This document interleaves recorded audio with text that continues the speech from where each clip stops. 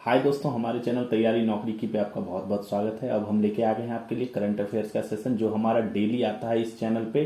Current affairs वो हर exam के लिए जिसकी आप तैयारी कर रहे हैं, चाहे वो सेंट्रल गवर्नमेंट की कर रहे हो, स्टेट गवर्नमेंट की कर रहे हो, किसी भी सरकारी विभाग में आप एग्जाम्स की तैयारी कर रहे हो, चाहे वो डिफेंस का हो, रेलवे का हो, बैंकिंग का हो, उन सभी के लिए ये जो है काफ़ी इम्पोर्टेंट है और काफ़ी लाभदायक होगा। तो ये करंट अफेयर्स का सेशन हमारा डेली आता है इस तैयारी नौकरी की चैनल पे, तो आप इसको कंटिन्यू देखिए और अपने दोस्तों के साथ भी शेयर कीजिए और हमारे चैनल को लाइक सब्सक्राइब कर दीजिए। इसका जो पीडीएफ है वो आपको मिल जाएगा लिंक में जो है दिया हुआ है, डिस्क्रिप्शन में जो है लिंक दिया हुआ है टेलीग्राम चैनल का, वहाँ पे जाके आप जो है इसका पीडीएफ डाउनलोड करके उससे भी नोट्स आप बना सकते हैं। तो चलिए हम शुरू करते हैं अपना, देखते हैं आज का पहला क्वेश्चन क्या है। धनु जात्रा, यात्रा नहीं है, धनु जात्रा है, नामक सांस्कृतिक उत्सव जिसे भारत सरकार ने राष्ट्रीय उत्सव का दर्जा दिया है, नेशनल उत्सव का दर्जा दिया गया है, ठीक है, वह किस राज्य में मनाया जाता है? उड़ीसा, केरल, नागालैंड, उत्तर प्रदेश। कहां पे मनाया जाता है? धनु जात्रा, ठीक है। तो इन चारों में उत्तर इसका है, ये उड़ीसा में मनाया जाता है, उड़ीसा का है ये सांस्कृतिक उत्सव है, एक लोक नाट्य है ये, ठीक है। देखिए डिटेल्स देखिए, उड़ीसा के बरगढ़ में जो है हर साल आयोजित होने वाली धनु यात्रा एक लोक नाट्य के साथ साथ क्या है, एक सांस्कृतिक उत्सव है। बेसिकली क्या है, ये लोक नाट्य है, यानी लोक कथाओं का एक मंचन है। लोक कथाएं जो होती हैं उनका एक मंच है, उनको जो है मंचन किया जाता है यहाँ पे। तो इसमें किसकी लोक कथाओं का? तो श्री कृष्ण के जन्म से लेकर कंसवध तक की कथाओं को अलग अलग जगहों पर मंचन किया जाता है। कब से? श्री कृष्ण का जन्म से लेकर जो कंसवध किया था श्री कृष्ण ने, उनकी कथाओं को अलग अलग जगहों पर जो है उसका मंचन किया जाता है। इसमें जो है इस उत्सव के दौरान जो है सड़कों, मंदिरों, नदी और गांवों को पौराणिक स्थलों का रूप दिया जाता है, यानी पुरातन स्थल जिस प्रकार के थे उसी तरह का रूप में इनको जो है ढाला जाता है, उसी तरह की सजावट की जाती है। इसमें 11 दिवसीय आयोजन होता है, 11 दिन चलता है ये। इस वर्ष कब से हो रहा है? 24 से लेकर 3 जनवरी तक ये मनाया जाएगा, 24 दिसंबर से 3 जनवरी तक 11 दिवसीय होता है ये। भारत सरकार ने 2014 में इसे राष्ट्रीय उत्सव का दर्जा दिया था, 2014 से ये राष्ट्रीय उत्सव के तौर पे मनाया जा रहा है। यह महोत्सव उड़ीसा की लोक कला, संस्कृति, धार्मिक और सामाजिक परंपराओं का संगम है। और उत्सव की शुरुआत कब हुई? 12 जनवरी 1948 से ये उत्सव जो है मनाया जा रहा है। इसका आयोजन उस समय क्यों हुआ था? भारत की आजादी के बाद स्वतंत्रता उत्सव और अन्याय पर न्याय की जीत के प्रतीक के रूप में शुरू हुआ था। एक ये जो श्री कृष्ण का कंसवध है ये भी उसी से रिलेटेड है, अन्याय पर न्याय की जीत का प्रतीक, और भारत का आजादी भी था, वो भी था अन्याय पर न्याय की जीत का प्रतीक। तो उस स्वतंत्रता उत्सव के रूप में और अन्याय पर न्याय की जीत के प्रतीक के रूप में जो है इस उत्सव की शुरुआत हुई थी। बेसिकली ये लोक नाट्य है और इसमें जो है लोक कथाओं का मंचन किया जाता है। किसकी लोक कथा? तो श्री कृष्ण की लोक कथाओं का मंचन किया जाता है उड़ीसा के बरगढ़ में। दूसरा क्वेश्चन है, भारत ने किस देश के साथ मिलकर joint trade and investment committee JTIC committee बनाई है, जिसका उद्देश्य द्विपक्षीय व्यापार और निवेश बढ़ाना। बेसिकली व्यापार और निवेश बढ़ाने के लिए ही इस तरह का जो ज्वाइंट ट्रेड है, तो ट्रेड होगा, व्यापार होगा, व्यापार से रिलेटेड समझौता हुआ है, और रणनीतिक क्षेत्रों में सहयोग को अवसर तलाशना है। किसके साथ जो है भारत ने मिलकर ये द्विपक्षीय समझौता किया है? ऑप्शन है अमेरिका, नीदरलैंड, जापान, रूस। तो ये नीदरलैंड के साथ जो है अभी भारत ने समझौते किए। नीदरलैंड के साथ अभी 2 समझौता हुआ है, इसी क्वेश्चन में हम आपको दूसरा समझौता का भी बताएंगे। भारत ने नीदरलैंड्स के साथ मिलकर जो है joint trade and investment committee, क्या है, जेटीआईसी जो है बनाई है। इसका उद्देश्य द्विपक्षीय व्यापार और निवेश का बढ़ाना और रणनीतिक क्षेत्रों में सहयोग के अवसर तलाशना है। इसके अलावा भारत और नीदरलैंड ने समुद्री विरासत के क्षेत्र में सहयोग को मजबूत करने के लिए भी समझौता ज्ञापन पर हस्ताक्षर किया है। समुद्री विरासत के तौर पर। ये देखिए गुजरात में जो कि लोथल में जो है राष्ट्रीय समुद्री विरासत परिसर है, इसके विकास की दिशा में एक महत्वपूर्ण कदम है। इसको विकसित करने के लिए, इसको वर्ल्ड लेवल पे करने के लिए और इसको पहचान इसकी बढ़ाने के लिए जो है नीदरलैंड के साथ हम जो है समझौता किया गया है। इस समझौते के तहत दोनों पक्ष समुद्री संग्रहालयों के डिजाइन, क्यूरेशन और संरक्षण में ज्ञान, विशेषज्ञता और सर्वोत्तम प्रथाओं के आदान प्रदान पर सहयोग करेंगे। यानी दोनों राष्ट्र जो हैं, जो समुद्री संग्रहालय है, ये समुद्री विरासत परिसर जो समुद्री संग्रहालय है, म्यूजियम है, इसके जो है पूरा इसको बढ़ाने के लिए, इसका डिजाइन नए तरीके तैयार करने के लिए और इसमें जो बेस्ट हो सकता है उसको करने के लिए दोनों देश जो है सहायता करेंगे। और इसको ये लोथल का जो ये राष्ट्रीय समुद्री विरासत परिषद है, इसको वर्ल्ड लेवल पे जो है पहचान दिलाने के लिए प्रयासरत किया जाएगा इसमें। तीसरा, भारत सरकार ने पूर्व अग्निवीर परियोजना शुरू हुई थी, है ना, अग्निवीर योजना के तहत भर्ती हुई थी, के लिए किस अर्धसैनिक बल में भर्ती के लिए कोटे को 10% से बढ़ाकर 50% कर दिया गया है। यानी पहले 10% कोटा होता था, भर्ती में इनका आरक्षण होता था, भर्ती में कोटा होता था, ठीक है। यानी 10% सीट रिजर्व होते थे इनके लिए, पूर्व अग्निवीर यानी अग्निवीर से जो रिटायर आए हुए हैं। उसके बाद क्या हुआ, इस कोटा को बढ़ाकर अभी भारत सरकार ने 50% कर दिया गया, यानी 50% कोटा जो है पूर्व अग्निवीरों के लिए रिजर्व रहेगा। अगर वो भर्ती नहीं भी होते हैं फिर भी उस साल वो रिजर्व रहेगा। CISF, CRPF, BSF, SSB किसमें किया है? उत्तर है BSF में। BSF में लागू कर दिया गया है। केंद्रीय गृह मंत्रालय ने BSF में जो है आरक्षक पद पर, किस पद पर? कांस्टेबल पद पर भर्ती के लिए, डायरेक्ट एंट्री भर्ती के लिए, डिपार्टमेंटल नहीं, डायरेक्ट एंट्री भर्ती के लिए पूर्व अग्निवीरों का कोटा 10% से बढ़ाकर 50% कर दिया गया है। भर्ती नियमों में संशोधन किया गया है। भर्ती नियमों में संशोधन करके जो है अनुसार जो है सीधी भर्ती में, डायरेक्ट एंट्री में हर भर्ती वर्ष में, हर जो रिक्रूटमेंट ईयर होगा, रिक्रूटमेंट ईयर में पूर्व अग्निवीरों के लिए रिक्तियां आरक्षित रहेंगी, रिजर्व रहेगा, ठीक है, हर रिक्रूटमेंट ईयर्स में। तो ये काफी अच्छा चीज प्रयास हुआ है। अगला, छात्रों को नौकरी के लिए तैयार करने की दिशा में प्रयास करते हुए किस राज्य सरकार द्वारा हुनर सिखिया स्कूल, ठीक है, बहुत इंपॉर्टेंट क्वेश्चन है, देखिए, हुनर सिखिया स्कूल कार्यक्रम को नए शैक्षणिक सत्र से लागू किया जाएगा। कौन सा राज्य सरकार जो है छात्रों को नौकरी के लिए तैयार करने के लिए, उनको ट्रेंड करने के लिए, उनको व्यावसायिक जो ज्ञान है वो देने के लिए एक प्रयास करते हुए हुनर सिखिया स्कूल कार्यक्रम जो है वो शुरू करेगा अगले शैक्षणिक ईयर से। जो है अभी जो शैक्षणिक सत्र शुरू होगा मार्च से, उससे असम, हिमाचल, उत्तर प्रदेश, पंजाब, ये स्टेप पंजाब सरकार, इसका उत्तर है घ, पंजाब उत्तर है। पंजाब सरकार ने ये स्टेप लिया है। पंजाब सरकार छात्रों को सरकारी नौकरी के लिए तैयार करने हेतु नए शैक्षणिक सत्र में 40 सरकारी स्कूलों में हुनर सिखिया स्कूल कार्यक्रम लागू करने जा रहा है। इस योजना का उद्देश्य क्या होगा? 11वीं और 12वीं के विद्यार्थियों को नए दौर की जरूरतों मुताबिक आधुनिक और उद्योग आधारित हुनरों से लैस करना। क्या है? न्यू जो जनरेशन है, न्यू टेक्नोलॉजी है, टेक है, उनसे जो है इनको क्या कराना? अवगत कराना, ठीक है, स्किल्ड करना।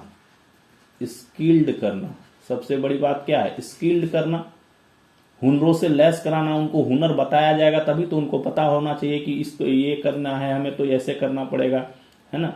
जो लेटेस्ट टेक्नोलॉजी आई है उनके बारे में जानना, जो उद्योग इंडस्ट्रीज आ रही हैं उनमें कैसे काम होता है, क्या करना पड़ता है अगर हमें कोई नौकरी लेनी है तो उन सब चीजों की जानकारी, जिससे वो क्या है इजीली जो है अपनी आत्मनिर्भर हो सके, अपनी नौकरी जो है वो ले सके। इसके लिए जो है ये हुनर सिखिया का स्कूल कार्यक्रम जो है पंजाब में शुरू हो रहा है।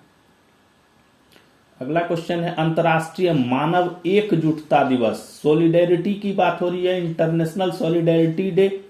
एकजुटता, एक मानव को एक समूह, जुटना, एक तरह होना, ठीक है। तो ये कब मनाया जाता? अंतर्राष्ट्रीय इंटरनेशनल सॉलिडेरिटी डे की बात है तो ये 20 दिसंबर को हर वर्ष मनाया जाता है। 20 दिसंबर को अंतर्राष्ट्रीय संयुक्त राष्ट्र महासहस्त्राब्दी घोषणा में जो मिलेनियम जो घोषणा थी उसमें मानव एकजुटता को 21वीं सदी के अंतर्राष्ट्रीय संबंधों के मूल्यों में शामिल किया गया है। ठीक है, जो मिलेनियम घोषणा थी संयुक्त राष्ट्र की उसमें भी इसको जो है अंतर्राष्ट्रीय संबंधों के मूल्यों में जो है मानव एकजुटता को शामिल किया गया है। इसके लिए 20 दिसंबर 2002 को विश्व एकजुटता कोष जो है, ठीक है, वर्ल्ड सॉलिडेरिटी फंड की स्थापना की गई थी। World solidarity WSF world solidarity fund की स्थापना की गई थी। ठीक है, और 22 दिसंबर 2005 को संयुक्त राष्ट्र महासभा ने 20 दिसंबर को अंतर्राष्ट्रीय मानव एकजुटता दिवस जो है वो घोषित किया। 2005 से इस दिवस को मनाया जा रहा है। 2005 में संयुक्त राष्ट्र महासभा ने आधिकारिक तौर पर इस दिवस की जो है घोषणा की थी। यह दिवस क्यों मनाया जाता है? सतत विकास लक्ष्यों की प्राप्ति, जो डेवलपमेंट का हमारा टारगेट है उसको प्राप्ति करने के लिए, वैश्विक एकता मतलब पूरे वर्ल्ड यूनिटी की बात हो रही है, गरीबी उन्मूलन, गरीबी हटाने से, और स्वास्थ्य समानता जो हेल्थ इक्वलिटी, ठीक है, रिमूव पुवर्टी, ठीक है, वैश्विक एकता, वर्ल्ड यूनिटी, इन सब चीजों को ध्यान में रखते हुए इन सब चीजों से लोगों को अवेयर करने के लिए जो है ये दिवस विश्व एकजुटता दिवस जो है मनाया जाता है। और बेसिकली ये क्या विश्व एकजुटता कोष की स्थापना के जो है स्मरण में भी मनाया जाता है। अगला क्वेश्चन है, किस देश ने गन बाय बैक योजना, GUN गन बाय बैक योजना, अभी मैंने पिछले वाले सेशन में बताया था कि वहां पे स्ट्रिक्ट गन लॉ लागू किया जा रहा है। ठीक है, वहीं पे अभी जो है सरकार ने गन बायबैक योजना भी लागू की है। तो किस देश ने किया है? तो ये उत्तर है इसका ऑस्ट्रेलिया में जब से हिंसा हुई है, अभी बॉन्डी बीच पे जो है गोलीकांड के बाद से ऑस्ट्रेलिया ने गन बायबैक योजना लागू किया है। इस योजना के तहत आम लोगों से लाखों बंदूकों को वापस खरीदा जाएगा तथा उन्हें मुआवजा दिया जाएगा। इसमें क्या कहा गया है? लोगों को कहा गया कि आप अपने पास जो बंदूक है उनको वापस सरकार को दे दीजिए, इसके बदले क्या मिलेगा आपको? इसके बदले आपको मुआवजा मिलेगा। मुआवजा कैसे मिलेगा? DBT डायरेक्ट बैंक ट्रांसफर से मिलेगा मुआवजा। ठीक है, बिना किसी पूछ-तूछ के इसको जो है इसके खाते में, व्यक्ति के खाते में जो है इसको डाल दिया जाएगा। ठीक है, तो इससे सरकार का ये आकलन है कि जो हमले हैं उन पे अंकुश लगेगा। लोगों के पास हथियार नहीं होंगे तो क्या होगा? लोगों के पास हथियार नहीं होंगे तो हमले कम होंगे, हमलों पे अंकुश लगाया जा सकेगा। लोग अपना हथियार जो है सरकार को जमा कर देंगे तो हिंसा में कमी आएगी। इसी उद्देश्य से जो है ये योजना जो है शुरू की है ऑस्ट्रेलिया ने, गन बायबैक योजना। ठीक है, ऑस्ट्रेलिया ने 21 दिसंबर 2025 को राष्ट्रीय आत्मचिंतन दिवस घोषित किया है। 21 दिसंबर 2025 को पूरे राष्ट्र में इस आत्मचिंतन दिवस जो है वो घोषित किया है ऑस्ट्रेलिया ने। विश्व ध्यान दिवस कब मनाया जाता है? ठीक है, मेडिटेशन डे, ध्यान होता है ना, 19, 20, 21, 25, तो ये ग है उत्तर। 21 दिसंबर को मनाया जाता है विश्व ध्यान दिवस। देखिए, और ये दूसरा ही है, पिछला साल जो है पहला मनाया गया था, 2024 से ही इसकी शुरुआत हुई है। लोगों को स्ट्रेस फ्री करने के लिए, लोगों का तनाव घटाने के लिए, शारीरिक और मानसिक स्वास्थ्य का जो आनंद लेने के अधिकार के लिए ये दिवस मनाया जाता है। 21 दिसंबर को दूसरा विश्व ध्यान दिवस मनाया गया। संयुक्त राष्ट्र महासभा ने 2024 में 21 दिसंबर को विश्व ध्यान दिवस की घोषणा की थी। यह लोगों में क्या ध्यान के प्रति जागरूकता, अवेयरनेस के लिए मनाया जाता है कि ध्यान के प्रति आप जागरूक हो, ध्यान करेंगे तो आपका स्ट्रेस घटेगा, आपका एकाग्रता बढ़ेगी, आपका मानसिक विकास होगा, शारीरिक विकास होगा, शारीरिक स्वस्थ ठीक रहेंगे, आप मानसिक रूप से स्वस्थ रहेंगे, मजबूत रहेंगे, किसी प्रकार की परेशानी में आपको जो है डिप्रेशन या ये सब चीजें नहीं आएंगी। इन सब चीजों से अवेयर करने के लिए ये दिवस मनाया जाता है। ये प्रत्येक व्यक्ति के शारीरिक और मानसिक स्वास्थ्य का आनंद लेने के अधिकार की पुष्टि की गई। भारत में कई संस्थानों द्वारा यह दिवस मनाया गया। कई जगहों पे विशेष समारोह आयोजन किए गए, विशेष ध्यान शिविर का आयोजन किया गया। आयुष मंत्रालय के अंतर्गत मोरारजी देसाई राष्ट्रीय योग संस्थान है। इस दिवस पर जो यहाँ पे विशेष समारोह का आयोजन किया गया। कई समारोह में राष्ट्रपति उपराष्ट्रपति ने भाग लिया। तो काफी बड़े लेवल पे ये दूसरे जो है विश्व ध्यान दिवस की जो है शुरुआत की गई है और संयुक्त राष्ट्र महासभा ने इसको पिछले साल ही ऑफिशियली इसका अनाउंसमेंट किया है। ठीक है, चलिए।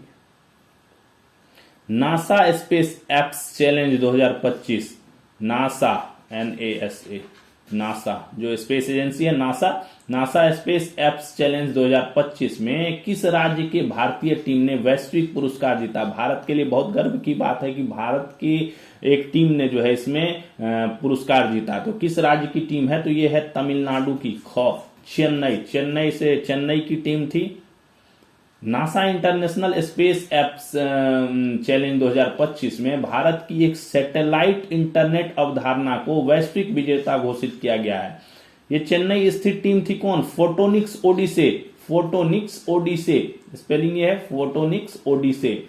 ने सुदूर क्षेत्रों में क्या है कि ये दूर दराज क्षेत्र में अभी भी 70% लोग जो ऐसे हैं जिनको इंटरनेट और ब्रॉडबैंड की पहुंच नहीं है। तो उसी की पहुंच को बढ़ाने के लिए जो है ये जो है सैटेलाइट आधारित ब्रॉडबैंड इंफ्रास्ट्रक्चर का प्रस्ताव रखकर मोस्ट इंस्पायरेशनल अवार्ड जीता है। तो इसमें इन्होंने जो है एक सैटेलाइट आधारित ब्रॉडबैंड इंफ्रास्ट्रक्चर का जो है प्रोजेक्ट रखा, जो कि मोस्ट इंस्पायरेशनल अवार्ड की कैटेगरी में इनको ये अवार्ड मिला। यह सम्मान स्पेस एप्स चैलेंज के सर्वोच्च सम्मानों में से एक है। ये टॉप लेवल का सम्मान है। इस संस्करण में इसकी महत्वता देखिए कि ये जो एडिशन हुआ, इस संस्करण में 1,14,000 से अधिक प्रतिभागियों ने भाग लिया। बताइए, 1,14,000 से अधिक पार्टिसिपेंट्स थे। लगभग 67 देश थे इसमें शामिल। और इस प्रतियोगिता की शुरुआत कब से हुई है? 2012 से ये प्रतियोगिता चल रही है, यानी 13 साल हो गए इस प्रतियोगिता में। अभी भारत को जो है एक प्राइज जो है इसमें मिला है, भारत की टीम को। तो 1,14,000 प्रतिभागियों में से भारतीय टीम को, चेन्नई की टीम फोटोनिक्स ओडिसे को ये जो प्रस्ताव इन्होंने बनाया इंटरनेट ब्रॉडबैंड, अपना सैटेलाइट बेस्ड जो ब्रॉडबैंड का इंफ्रास्ट्रक्चर का, उसके कारण इन्हें मोस्ट इंस्पायरेशनल अवार्ड मिला है, जो कि सर्वोच्च सम्मान है। अगला क्वेश्चन है, 23-24 दिसंबर 2025 को पंचायती राज मंत्रालय द्वारा पंचायत, ठीक है, अनुसूचित क्षेत्रों तक विस्तार। अनुसूचित क्षेत्र क्या होते हैं? आपको अनुसूचित क्षेत्र के बारे में हम अभी बताएंगे। पहले अनुसूचित क्षेत्र,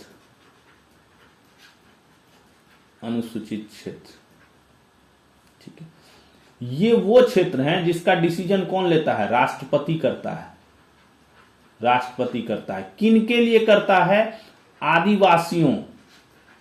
आदिवासियों वाले क्षेत्र के लिए। आदिवासियों वाले क्षेत्र को डिफाइन करता है ये, ठीक है। अनुसूचित क्षेत्र राष्ट्रपति कर सकता है।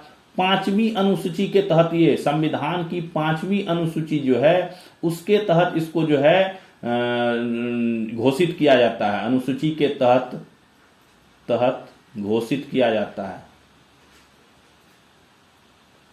ठीक है। तो ये 1996 का अधिनियम था। लागू होने की वर्षगांठ के अवसर पर लोक संस्कृति के उत्सव के रूप में 2 दिवसीय पेशा महोत्सव, पेशा इसी को हुआ, ये पेशा PESA, पेशा, ठीक है। इसी का पंचायत अनुसूचित क्षेत्रों तक विस्तार अधिनियम जो है, इसी का शॉर्ट फॉर्म है पेशा। पी से panchayat, extension for scheduled area, ठीक है। तो ये आयोजन कहां किया जा रहा है इस बार? तो ये इस बार जो है विशाखापत्तनम में आयोजित किया जा रहा है। देखिए, 23 से 24 दिसंबर 2025 को पंचायती राज मंत्रालय द्वारा पंचायत अनुसूचित क्षेत्रों तक विस्तार अधिनियम 1996, panchayat extension to schedule area, PESA हो गया ना, PESA हो गया, PESA अभी मैंने पीछे बताया। P से पंचायत हो गया आपका, E से extension for schedule area, PESA। के लागू होने की वर्षगांठ के अवसर पर लोक संस्कृति के उत्सव के रूप में 2 दिवसीय क्या पेशा महोत्सव का आयोजन आंध्र प्रदेश के विशाखापट्टनम में किया जाएगा। भारत के संविधान के अनुच्छेद 243(4)(b) के तहत जो है संसद ने संविधान के भाग 9 के प्रावधानों को कुछ अपवादों और संशोधनों के साथ अनुसूचित क्षेत्रों तक विस्तारित करने हेतु पंचायतों के प्रावधान अनुसूचित क्षेत्रों तक विस्तार अधिनियम 1996 जिसे पेशा कहा जाता है अधिनियमित किया। अनुच्छेद 243 के अंतर्गत जो है ये पेशा जो है अधिनियमित है। ठीक है, भाग 9 के प्रावधानों के कुछ उपवादों और संशोधनों के साथ जो है अनुसूचित क्षेत्रों का विस्तार हेतु जो है ये प्रावधान जो है लागू किए गए थे। अनुसूचित क्षेत्र वो इलाके हैं जिन्हें कौन घोषित करता है? राष्ट्रपति। मैंने ऊपर ही आपको सबसे पहले क्वेश्चन जब शुरू हुआ था अनुसूचित क्षेत्र के बारे में बताया। वे इलाके हैं जिन्हें कौन? राष्ट्रपति घोषित किया जाता है। संविधान के अनुच्छेद 244(1) तथा 5वीं अनुसूची में इन क्षेत्रों से संबंधित प्रावधान निहित है। संविधान का जो अनुच्छेद 244(1) है वो भी इसको डिफाइन करता है। 244(1) भी डिफाइन करता है किसको? शेड्यूल एरियाज को। और कौन डिफाइन करता है? 5वीं अनुसूची। ठीक है, 5वीं अनुसूची जो है 5वीं शेड्यूल जो है वो भी डिफाइन करता है इसको। वर्तमान में इस 5वीं अनुसूची के अंतर्गत आने वाले क्षेत्र जो हैं उसको 10 हैं। 10 राज्य में अधिसूचित हैं ये क्षेत्र। ठीक है, इन्हें 5वीं अनुसूची क्षेत्र भी कहा जाता है। क्योंकि ये 5वीं अनुसूची में है इसलिए 5वीं अनुसूची क्षेत्र भी कहा जाता है। आज के डेट में 10 ऐसे राज्य हैं जिनमें ये क्षेत्र अधिसूचित हैं। आंध्र प्रदेश, छत्तीसगढ़, गुजरात, हिमाचल प्रदेश, झारखंड, मध्य प्रदेश, महाराष्ट्र, उड़ीसा, राजस्थान और तेलंगाना। इन सब में जो है ये जो क्षेत्र हैं ये अधिसूचित हैं। और बेसिकली ये किससे? अनुसूचित जनजाति जो है, अनुसूचित जनजाति, शेड्यूल्ड ट्राइब्स जो हैं, आदिवासी जो हैं, उनके लिए ये डिफाइन है। सशस्त्र सीमा बल SSB सशस्त्र सीमा बल का स्थापना दिवस कब मनाया जाता है?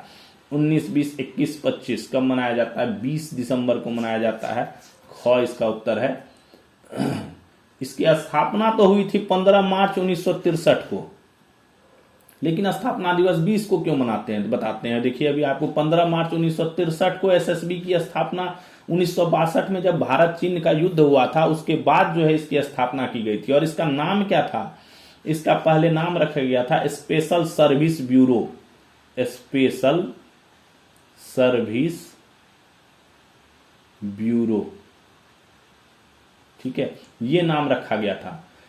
SSB अधिनियम 2007 को राष्ट्रपति द्वारा स्वीकृति के बाद से इस बल का स्थापना दिवस 20 दिसंबर को मनाया जाता है। जो एक्ट था SSB एक्ट 2007 में जो है इसको राष्ट्रपति द्वारा जो है स्वीकृत किया गया 20 दिसंबर को, इसीलिए 20 दिसंबर को इस बल का जो है स्थापना दिवस मनाया जाता है।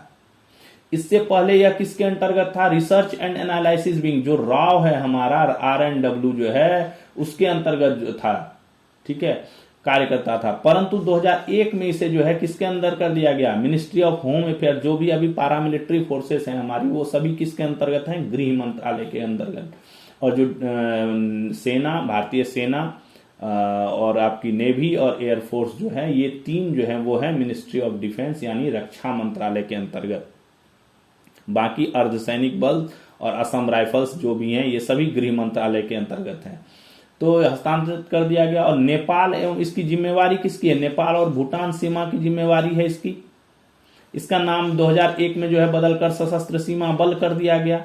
यह बल 5 राज्यों उत्तराखंड, उत्तर प्रदेश, बिहार, पश्चिम बंगाल, सिक्किम में जो है 1751 किलोमीटर लंबी भारत नेपाल सीमा, ठीक है, 1751 किलोमीटर लंबी भारत नेपाल सीमा की रक्षा करता है। और किसकी करता है? 4 राज्यों में, सिक्किम, पश्चिम बंगाल, असम, अरुणाचल प्रदेश, इन 4 राज्यों में क्या करता है? ये 699 किलोमीटर भारत भूटान सीमा की रखवाली करता है। 2 सीमाओं की जिम्मेवारी है इसके पास, ध्यान रखिएगा।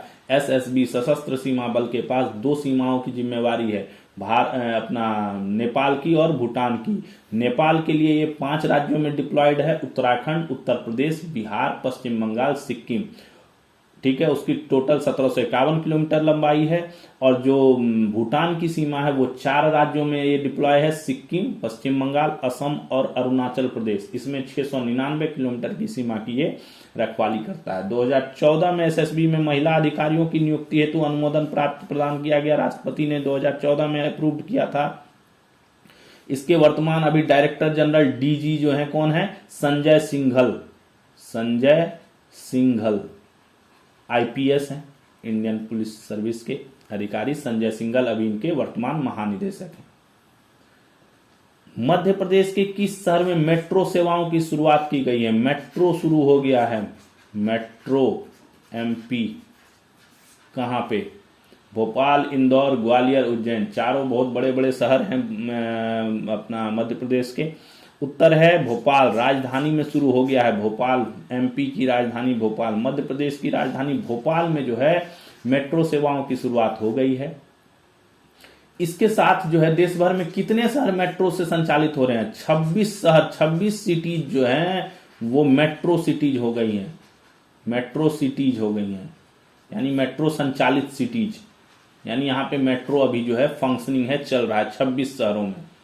जिससे भारत में कुल संचालित मेट्रो नेटवर्क की लंबाई कितनी हो गई? 1090 किलोमीटर। टोटल भारत में अगर बात करें तो 1090 किलोमीटर अभी जो है मेट्रो चल रहा है। भोपाल मेट्रो की कुल लंबाई कितनी है? 30.8। 2 फेज हैं इसमें, 30.8 किलोमीटर। अभी इसके कुछ एरिया में जो है चलना शुरू हुआ है, 7.8 किलोमीटर के एरिया में अभी चलना शुरू हुआ है। इसरो क्या कर रही है? LVM 3M6 मिशन जो है 24 दिसंबर को श्रीहरिकोटा में लॉन्च होगा। LVM 3M6 इसमें क्या देगा? ब्लूबर्ड 6 कम्युनिकेशन सैटेलाइट को ऑर्बिट में स्थापित किया जाएगा। जो पृथ्वी अर्थ का ऑर्बिट है उसमें स्थापित किया जाएगा। किसको? ब्लूबर्ड 6। ब्लूबर्ड 6 काफी दिनों से ये चर्चा में था, डेट इसका फिक्स नहीं हुआ था, अब ये 24 दिसंबर को लॉन्च होगा। यह सैटेलाइट क्या है? सीधे स्मार्टफोन से जुड़कर अंतरिक्ष से ही इंटरनेट और कॉलिंग सेवा देगा। ये काफी उन्नत किस्म का है, उन्नत सैटेलाइट है। स्मार्टफोन की कॉलिंग एंड इंटरनेट को बढ़ाएगा, कॉलिंग ऑब्लिक इंटरनेट में काफी मदद करेगा। डायरेक्टली सैटेलाइट से काम होगा इसमें, सैटेलाइट टू फोन सीधा होगा। काफी इंपॉर्टेंट है ये। ब्लूबर्ड 6 नाम है इसका, कम्युनिकेशन सैटेलाइट है ये। PGIMER post graduate institute of medical जो है PGI चंडीगढ़ को जो है लगातार दूसरे साल भारत का क्या सर्वश्रेष्ठ हेल्थ टेक्नोलॉजी असेसमेंट संस्थान चुना गया है। PGI चंडीगढ़ को post graduate institute of medical science जो PGI चंडीगढ़ है उसको लगातार दूसरे साल भारत का सर्वश्रेष्ठ हेल्थ टेक्नोलॉजी असेसमेंट संस्थान चुना गया है। यह सम्मान एविडेंस आधारित नीति, कम लागत में बेहतर इलाज, पूरे देश विदेश से लोग यहाँ इलाज कराने के लिए आते हैं और लागत बहुत कम लगती है यहाँ पे, और स्वास्थ्य संसाधनों के सही उपयोग के लिए इन्हें जो है यह पुरस्कार जो है दिया गया है। भारत में जन्मी पत्रकार कौन? श्रुति त्रिपाठी चोपड़ा भारत में जन्मी है, ठीक है। उनको जो है लंदन में पुरस्कार मिला है, लंदन में बस गई हैं। इनको फाइनेंस के क्षेत्र में पत्रकारिता के योगदान के लिए freedom of city of London पुरस्कार से सम्मानित किया गया है, ठीक है। भारत की में जन्मी हुई है श्रुति त्रिपाठी चोपड़ा। इनको जो है वित्तीय क्षेत्र में पत्रकारिता, बेस्ट पत्रकारिता योगदान के लिए इनकी जो है वित्तीय क्षेत्र की पत्रकारिता में योगदान के लिए freedom of city of London पुरस्कार से जो है सम्मानित किया गया है। भारत चीन का निर्यात जो है वो बहुत बढ़ गया है। नवंबर 25 में 90% बढ़ गया और 19,725 करोड़ रुपए हो गया, ठीक है। हालांकि ये जो निर्यात है ये सेलेक्टेड वस्तुओं के कारण ही बढ़ा है, सेलेक्टेड वस्तुओं पर ही बढ़ा है, ठीक है, सेलेक्टेड वस्तुओं के कारण ही बढ़ा है। अप्रैल नवंबर के बीच यह 33% बढ़कर 1.09 लाख करोड़ का रहा। या अगर अप्रैल से नवंबर की टोटल की बात करें तो 33% जो है इजाफा हो गया है इसमें और 1.09 लाख करोड़ का हो गया। और सिर्फ नवंबर की बात करें तो 90% बढ़कर 19,725 करोड़ हो गया। भारत की सबसे बड़ी NBFC Muthoot finance, NBFC non banking financial corporation जो होता है NBFC होते हैं ना, नॉन बैंकिंग ये फाइनेंस देते हैं, बट ये नॉन बैंकिंग है, कोई बैंक नहीं है इनका। मुथूट फाइनेंस ने डिजिटल बुनियादी ढांचे की मदद से स्मार्ट शिक्षा को सक्षम करने हेतु मुथूट शिक्षा ज्योति की शुरुआत की है। ठीक है, स्मार्ट शिक्षा लोगों को बच्चों तक पहुंचाने के लिए बेसिक लेवल पर, उसके लिए इसने एक परियोजना शुरू की है, मुथूट शिक्षा ज्योति जो कार्यक्रम जो है इसने शुरू किया है। 1 अप्रैल से 17 दिसंबर के बीच शुद्ध प्रत्यक्ष कर, ठीक है, शुद्ध प्रत्यक्ष कर जो है डायरेक्ट टैक्स जो है संग्रह कितना हो गया, 8% से बढ़कर 17.04 लाख करोड़ रुपए हो गया। ठीक है, 8% बढ़ गया इसमें 1 अप्रैल से 17 दिसंबर के बीच, और ये बढ़कर अभी कितना 17.0 लाख करोड़ रुपया हो गया। इसमें कॉर्पोरेट टैक्स 8.17 लाख करोड़ और गैर कॉर्पोरेट टैक्स जो है 8.47 लाख करोड़ रुपया आया। जापान का मित्सुबिशी यूएफजे फाइनेंशियल ग्रुप जो है वो क्या कर रहा है, श्रीराम फाइनेंस, जो भारत की श्रीराम फाइनेंस है उसमें 20% जो है हिस्सेदारी खरीदने जा रहा है। इससे क्या होगा, यह क्या है, देश के वित्तीय क्षेत्र में अब तक का सबसे बड़ा सीमा पार निवेश है। फॉरेन इन्वेस्टमेंट सबसे बड़ा है ये, आज तक के फाइनेंशियल सेक्टर का सबसे बड़ा फॉरेन इन्वेस्टमेंट जो है वो है जापान कर रहा है। जापान का मित्सुबिशी यूएफजे फाइनेंशियल ग्रुप कर रहा है, किसमें, श्रीराम फाइनेंस में 20% हिस्सेदारी खरीद रहा है। भारत ने दक्षिण अफ्रीका को T20 सीरीज में 3-1 से हरा दिया है।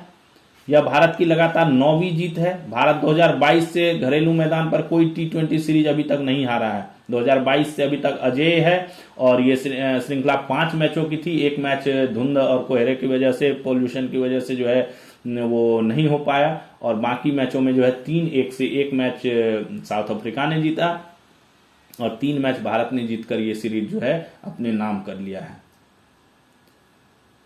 नई दिल्ली में आयोजित द्वितीय WHO वैश्विक पारंपरिक चिकित्सा शिखर सम्मेलन, काफी इस पे हमने चर्चा किया है, दोनों दिन क्वेश्चंस इसके थे, सारी बातें हमने चर्चा कर रखा है। इसमें जो है क्या डेवलपमेंट हुआ है कि इसमें अश्वगंधा के ऊपर स्पेशल सेशन हुआ था, अश्वगंधा पे डिस्कशन स्पेशल हुआ था, तो उसी में जो है पीएम सर ने जो है, पीएम श्री नरेंद्र मोदी ने आयुर्वेदिक औषधीय पौधा अश्वगंधा पर जो है स्मारक डाक टिकट जो है जारी किया गया है। पीएम ने जो है डाक टिकट जो है जारी किया, स्मारक डाक टिकट जारी किया।